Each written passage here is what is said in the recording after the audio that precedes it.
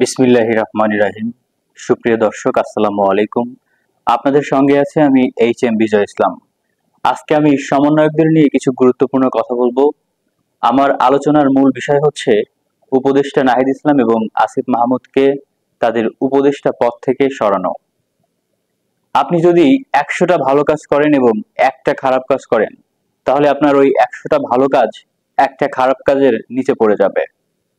সমন্বয়করা কোটা আন্দোলন থেকে শুরু করে 5ই আগস্ট দ্বিতীয় স্বাধীনতা পর্যন্ত যা করেছিল তা যথেষ্ট সম্মানের ছিল, প্রত্যেকটা মানুষের কাছে গ্রহণযোগ্য ছিল। কিন্তু 5ই আগস্টের পর থেকে সমন্বয়ক এবং শিক্ষার্থীরা যে কাজগুলো করছে সেগুলো মানুষের কাছে সমালোচনার জন্ম দিয়েছে। সমন্বয়ক সার্জিস আলম এবং হাসনাত আবদুল্লাহর বিরুদ্ধে ত্রাণের 13 কোটি টাকা ব্যাংকে রাখার অভিযোগ উঠেছে। এছাড়া ত্রাণের যে পণ্যগুলো রয়েছে তা টিএসসিতে নষ্ট হচ্ছে এমন একটা ছবি ভাইরাল হয়েছে। সেই ছবিতে দেখা যাচ্ছে কিছু পুরাতন জামা কাপড় এবং ট্যাবের পানি ফ্লোরে পড়ে আছে। পুরাতন জামা কাপড় এবং ট্যাবের পানি অতটা গুরুত্বপূর্ণ না, কিন্তু গুঞ্জন উঠেছে 13 কোটি টাকা তারা ত্রাণের জন্য মানুষকে সহযোগিতা না করে ব্যাংকে রেখেছে। এই বিষয়টা আসলে সত্য কিনা এখনো প্রমাণিত না, তবে গুঞ্জন উঠেছে এবং হাসনাত আবদুল্লাহ, সার্জিস আলম তারা একসময় এটা স্বীকার করেছে যে তাদের 3জন সমন্বয়কের নামে টাকাগুলো ব্যাংকে রেখেছে। আসলে এই টাকাগুলো যখনই ত্রাণের জন্য তোলা হয়েছিল ওই মুহূর্তেই ত্রাণের জন্য বন্যা কবলিত এলাকায় যে মানুষগুলো রয়েছে তাদের মাঝে বিতরণ করা উচিত ছিল, তাদের জন্য উপহার সামগ্রী পাঠানো উচিত ছিল এবং মানুষকে প্রত্যেকটা কাজের প্রত্যেকটা খরচের হিসাব দেওয়া উচিত ছিল। আমি সমন্বয়কদের দোষ দিচ্ছি না, আমি বলছি না যে তারা টাকাগুলো তাদের নিজের কাছে রেখেছে, তারা নিজেরা আত্মসাৎ করেছে, এটা কখনোই না। তারা অবশ্যই টাকাগুলো ব্যাংকে রেখেছে পরবর্তীতে মানুষের পুনর্বাসনের জন্য সহযোগিতা করার জন্য, কিন্তু এটাও তাদের উচিত হয়নি। এটা জনগণের টাকা, তারা যদি টাকাগুলো ব্যাংকে রাখবে তাহলে অবশ্যই জনগণের মতামতের ভিত্তিতে সেগুলো ব্যাংকে রাখবে। জনগণ যেটা বলবে অবশ্যই তাদের সেটাই করা উচিত ছিল। আর আমার মতে প্রত্যেকটা জনগণের চাওয়া ছিল, যেহেতু আমরা এই টাকাগুলো দিয়েছি বন্যায় কবলিত মানুষকে সহযোগিতা করার জন্য, তাই যত দ্রুত সম্ভব বন্যার সময়ই ওই টাকাগুলো তাদের কাজে লাগানো উচিত ছিল। এরপর আবার শুরু হচ্ছে গণবিবাহ। গণবিবাহর যে আয়োজন সারা দেশে করা হচ্ছে এটা মূলত ঢাকা বিশ্ববিদ্যালয় থেকে শুরু হচ্ছে। এই মুহূর্তে আসলে গণবিবাহ কোনো যুক্তিতে আসে না। এই গণবিবাহের আয়োজন করেও তারা একটা সমালোচনার জন্ম দিয়েছে। এখন একে একে সমন্বয়ক এবং শিক্ষার্থীরা মানুষের কাছে আস্তে আস্তে খলনায়ক হিসাবে পরিচিত হচ্ছে। সমন্বয়করা আস্তে আস্তে রাজনৈতিক নেতা হওয়ার চেষ্টা করছে, তারা রাজনৈতিক নেতাদের মতো ভাষণ দিচ্ছে, জেলা ভ্রমণ করছে, মিটিং মিছিল করছে এবং মানুষের কাছে তুচ্ছ হিসাবে পরিণত হচ্ছে। আর সমন্বয়ক শিক্ষার্থীদের এই সমস্ত কাজের দায়ভার সম্পূর্ণ পড়ছে ডক্টর ইউনূস স্যারের উপরে।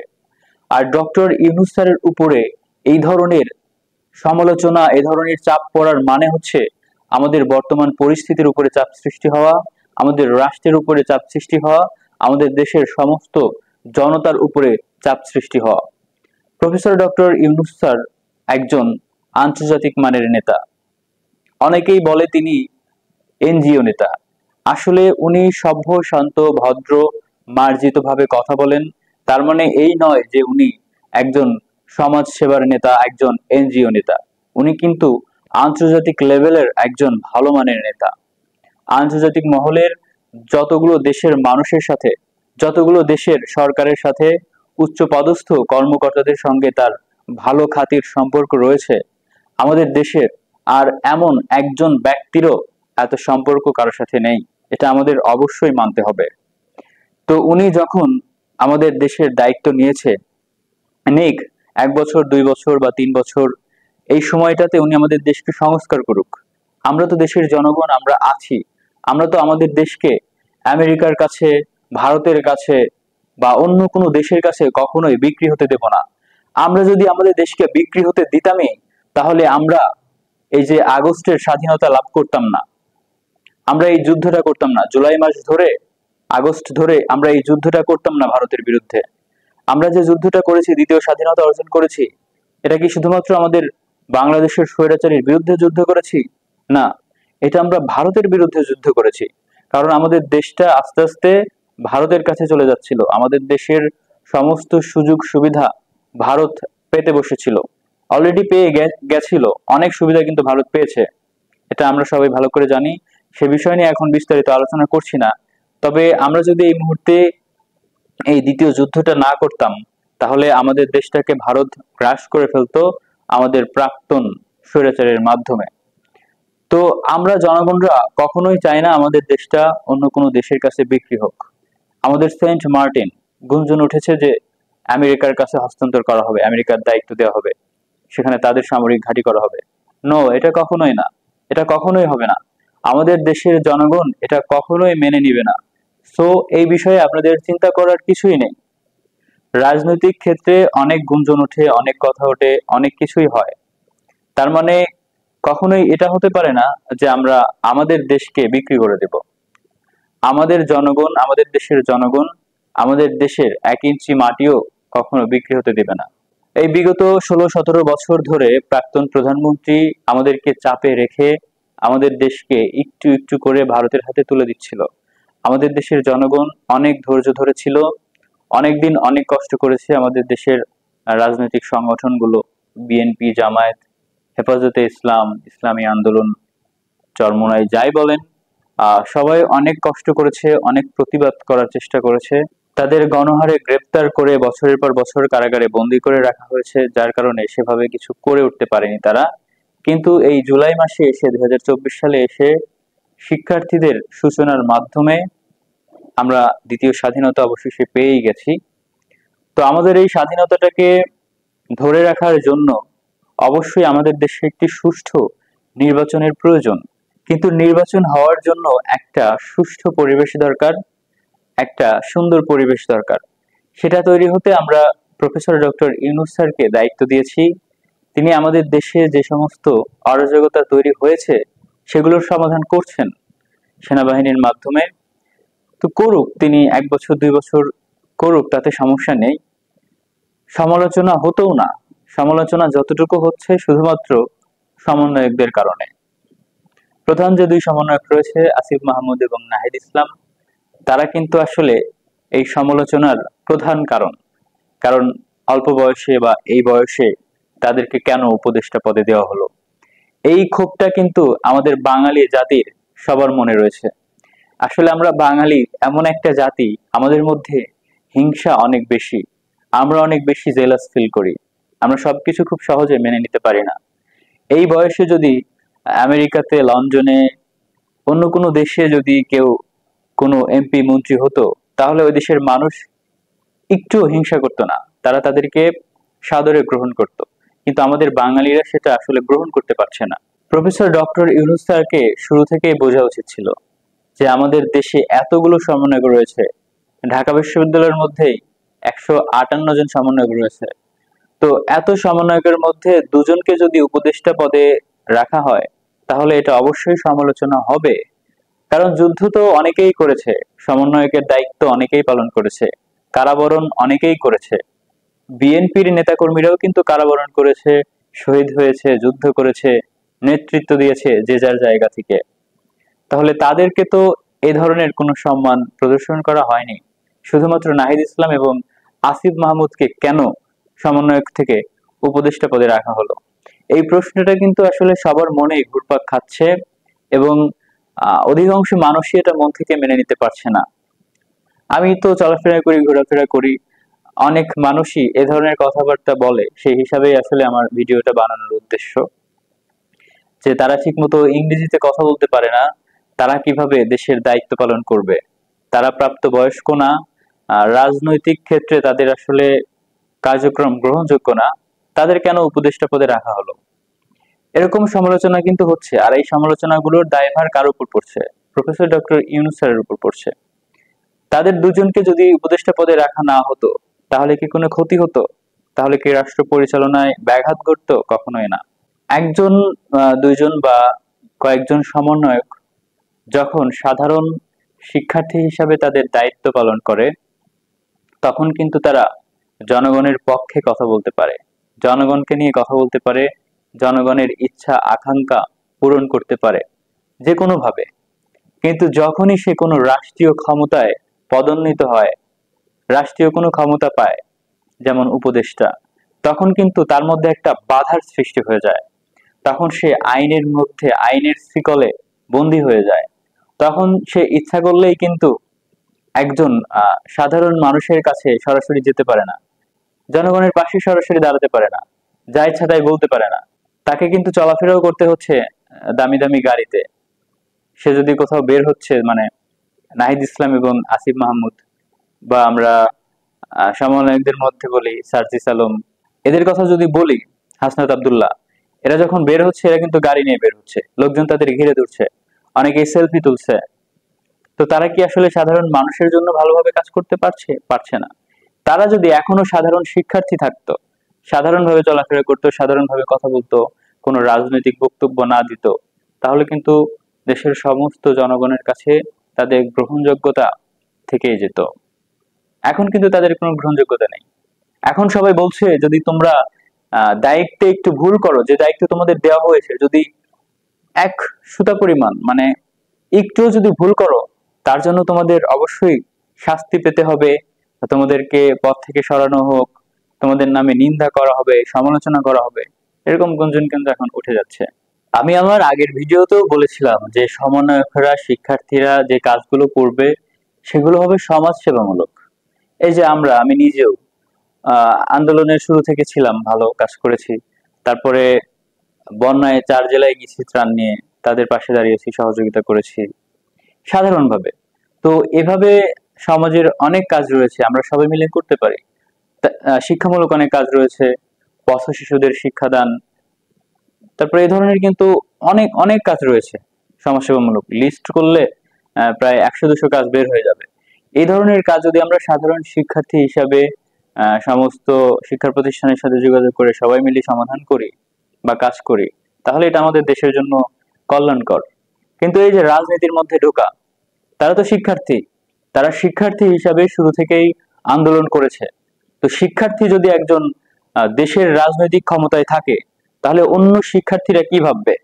তারাও তো নিজেদেরকে রাজনৈতিক নেতাই ভাববে, যে আমাদের শিক্ষার্থীরা উপদেষ্টা, আমাদের শিক্ষার্থীরা সমন্বয়ক, এখন আমাদের শিক্ষার্থীরাই দেশের পাওয়ার। তাহলে আমরাও রাজনৈতিক নেতা, আমাদেরও পাওয়ার আছে। আমাদের পড়ালেখা অতটা গুরুত্ব সহকারে না করলেও চলবে, আমাদেরই তো এখন পাওয়ার। এটা তাদের মধ্যে একটা চিন্তা চলে যাবে না? শিক্ষার্থীদের কোনো পাওয়ারের প্রয়োজন নেই, তারা ভালো মানুষ, সাধারণ মানুষ, ভালো মানুষের মতো কাজ করবে। আমি জানি না প্রফেসর ডক্টর ইউনূস স্যার কি মনে করে সমন্বয়কদেরকে স্বাধীনতার পরবর্তী সময়েও পাওয়ার দিয়ে রাখছেন, উপদেষ্টা পদে রাখছেন। এটা আসলে আমার মনে হয় ওনার একটা ভুল সিদ্ধান্ত। কারণ আমাদের দেশের পাওয়ার হচ্ছে আমাদের দেশের জনতা, দেশের প্রধান শক্তি হচ্ছে সাধারণ জনতা, এবং আমাদের দেশের দ্বিতীয় প্রধান শক্তি হচ্ছে আমাদের দেশের সেনাবাহিনী। এই দুই শক্তিই হচ্ছে আমাদের দেশের মূল শক্তি। প্রধান যে দুই শক্তি, সাধারণ জনতা এবং সেনাবাহিনী, এই দুই শক্তি যদি ডক্টর ইউনূস স্যারের পাশে থাকতো, তাহলে তার আর কোনো কিছুর প্রয়োজন হতো না। এখন সেনাবাহিনী প্রফেসর ডক্টর ইউনূস স্যারের পাশে আছে, কিন্তু সাধারণ জনতা কিন্তু সবাই প্রফেসর ডক্টর ইউনূস স্যারের পাশে নেই।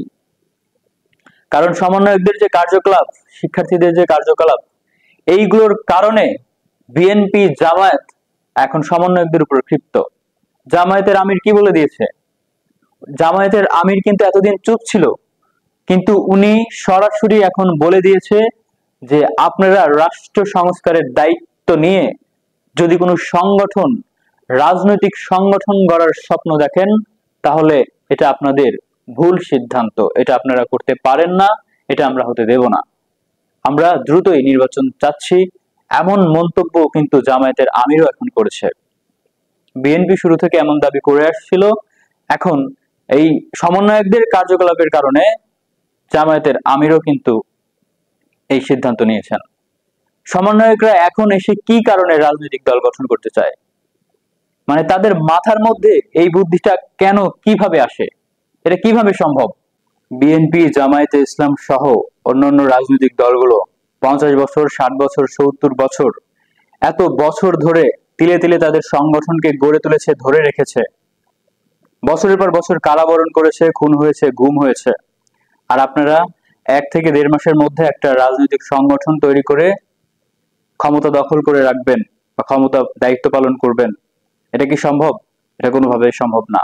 প্রফেসর ডক্টর ইউনূস স্যার খুবই ভালো একজন মানুষ, খুবই নরম মনের একজন মানুষ। তিনি দেশের সাধারণ জনগণের মনের কথা বোঝেন। তিনি সাধারণ মানুষের হৃদয়ের মধ্যে প্রবেশ করতে পারেন। তিনি আমাদের দুঃখ বোঝেন। আমরা চাই তিনি রাষ্ট্র সংস্কারের দায়িত্ব পালন করুক। 6 মাস, 1 বছর, 2 বছর, 3 বছর, যতটুকু সময় লাগুক, তিনি আমাদের রাষ্ট্রকে সংস্কার করুক। তিনি আমাদের দেশের যে অপরাধীরা রয়েছে, প্রতিদিনই কিন্তু 2-1 জন করে গ্রেপ্তার করছেন এখনো। এগুলো আমাদের কাছে খুবই ভালো লাগছে যে আমাদের দেশ থেকে সমস্ত অন্যায়, দুর্নীতি, চাঁদাবাজ, সন্ত্রাস সবকিছু দূর হতে চলেছে। তিনি সেনাবাহিনীর মাধ্যমে একে একে কিন্তু সবকিছুরই সমাধান করছেন। এটা আমাদের জন্য আসলে একটা অন্যরকম পাওয়া। আমরা এমন একটা বাংলাদেশে চাই যে বাংলাদেশে কোনো অন্যায় অপরাধ থাকবে না। প্রফেসর ডক্টর ইউনূস স্যারের মাধ্যমে কিন্তু এটা সম্ভব। তিনি চেষ্টা করলে এটা অবশ্যই সম্ভব। কিন্তু তার এই সুন্দর কাজের মধ্যে বাধা হচ্ছে সমন্বয়করা, শিক্ষার্থীরা এবং উপদেষ্টা পদে যে 2জনকে রাখা হয়েছে, আসিফ মাহমুদ এবং নাহিদ ইসলাম। তারা 2জন যতদিন উপদেষ্টা পদে থাকবে ততদিন প্রফেসর ডক্টর ইউনূস স্যারকে সমালোচনা শুনতে হবে। সমন্বয়করা যতদিন তাদের কমিটি না ভাঙবে, যতদিন তারা এভাবে সক্রিয় থাকবে, রাজনৈতিক নেতাদের মতো ভাষণ দেবে, ততদিন কিন্তু প্রফেসর ডক্টর ইউনূস স্যার সমালোচনার শিকার হবে। এই মুহূর্তে প্রফেসর ডক্টর ইউনূস স্যার চীন, পাকিস্তান সহ বিভিন্ন দেশের সাথে যেভাবে সুন্দর সম্পর্ক স্থাপন করছে, তাতে আমরা খুবই খুশি।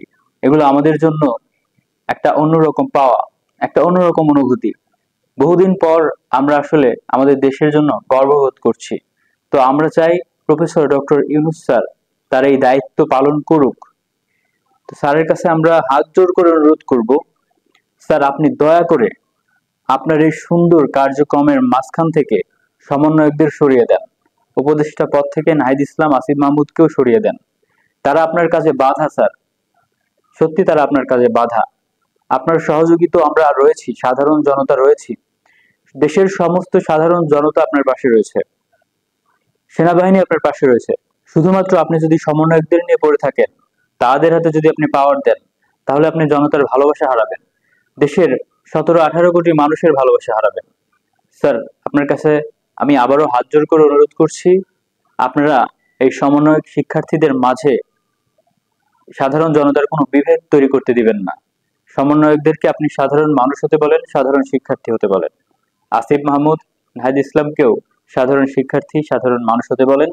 তাহলে আমরা সবাই মিলে আপনার পাশে থাকব, সেনাবাহিনীও আপনার পাশে থাকবে এবং যতটুকু সময় লাগুক আমরা সহযোগিতা করব, আপনাদের পাশে থাকব, যাতে আপনারা রাষ্ট্রকে, আমাদের দেশকে সুন্দর করে সংস্কার করতে পারেন। আমি সর্বশেষ আরেকটি কথা বলবো আমার সেনাবাহিনী ভাইদেরকে, আমাদের সেনাবাহিনী ভাইদেরকে। আসলে সেনাবাহিনীকে আমরা কতটা ভালোবাসি, বাংলাদেশের মানুষ আমরা সেনাবাহিনীকে কতটা ভালোবাসি, কতটা সম্মান করি, এটা আমরা তাদেরকে কোনোভাবেই বোঝাতে পারবো না। কিসের শিক্ষক, আমরা শিক্ষকদের থেকেও সেনাবাহিনীদেরকে বেশি সম্মান করি, সেনাবাহিনীদেরকে বেশি ভালোবাসি। আমরা সবসময় এটা বিশ্বাস করি, সেনাবাহিনীর হাতে আমাদের দেশ নিরাপদ, সেনাবাহিনীর হাতে আমাদের দেশের জনগণ নিরাপদ। আমাদের সেনাবাহিনী ভাইয়েরা যেভাবে প্রফেসর ডক্টর ইউনূস স্যারের পাশে থেকে রাষ্ট্র সংস্কারের দায়িত্ব পালন করছে, আমরা সবাই এটাকে সমর্থন করি। কিন্তু দয়া করে আপনারা সমন্বয়ক যারা রয়েছে তাদেরকে চুপ থাকতে বলেন, তাদেরকে আপনারা নিষ্ক্রিয় থাকতে বলেন, সাধারণ মানুষের মধ্যে থাকতে বলেন, তাদেরকে সমাজসেবামূলক কাজ করতে বলেন। সেনাবাহিনী ভাইদেরকে আর বলার কিছু নেই, তাদের দায়িত্ব তারা ঠিক মতোই পালন করেন। তাদের প্রতি আমাদের শুধু ভালোবাসা জানানোর আছে। সেনাবাহিনীর প্রতি ভালোবাসা জানিয়েই এই ভিডিও এখানে শেষ করলাম। সবাই ভালো থাকবেন, সুস্থ থাকবেন। আসসালামু আলাইকুম।